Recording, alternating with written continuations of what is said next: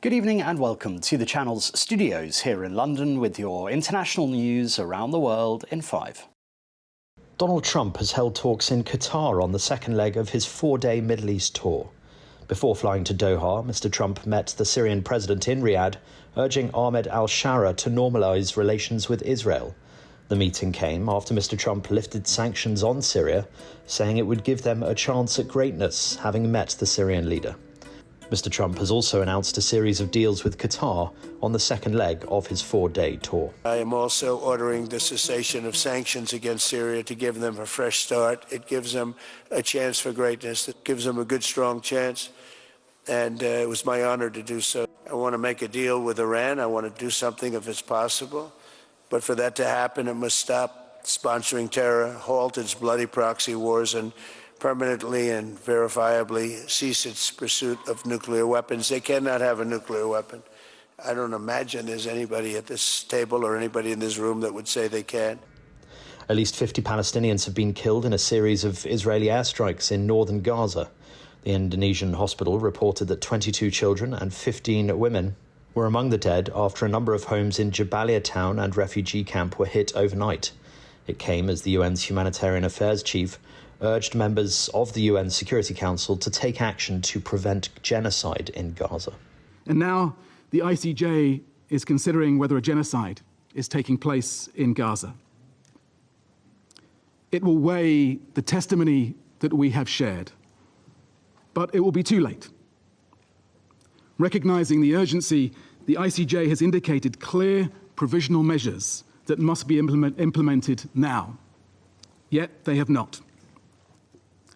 So for those killed and those whose voices are silenced, what more evidence do you need now? Will you act decisively to prevent genocide and to ensure respect for international humanitarian law? Señora Presidenta de la República. The Prime Minister of Peru, Gustavo Adrianzen, has resigned hours before he was due to face a no-confidence vote in Congress.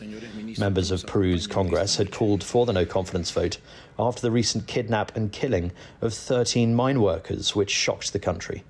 The resignation of the Prime Minister, the third to serve under the President, Dina Boluarte, forces the President to replace her entire cabinet, adding to Peru's political upheaval. President Cyril Ramaphosa has called a group of 59 white South Africans who have moved to the US to resettle as cowards, saying they will be back soon. The group of Afrikaners arrived in the US on Monday after President Donald Trump granted them refugee status, saying they were facing racial discrimination. But Mr. Ramaphosa said those who wanted to leave were not happy with efforts to address the inequalities of the apartheid past, terming the relocation a sad moment for them. And I had a conversation with President Trump on the phone, and he said, "What's happening down there?" And I said, "President, what you've been told by those people who are opposed to transformation back home in South Africa is not true."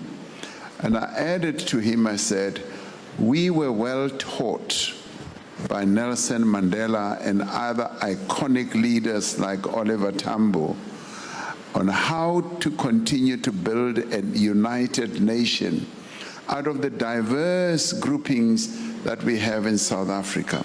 A Los Angeles judge has reduced the sentence of Eric and Lyle Menendez, making them eligible for parole more than 30 years after they killed their parents in a Beverly Hills mansion. Judge Michael Jezik resentenced the brothers after hearing evidence from relatives and prison staff about their attempts to make amends while behind bars. The district attorney had argued they were not rehabilitated, but now the state parole board will consider the possibility of the brothers' release as early as next month. And the Italian tennis star Jannik Sinner has met the newly elected Pope Leo in the Vatican. The world number one presented the US pontiff, himself a keen tennis player, with a racket after being invited to the Vatican, along with his parents and a delegation from the Italian Tennis Federation. The two were pictured laughing as they held a racket each.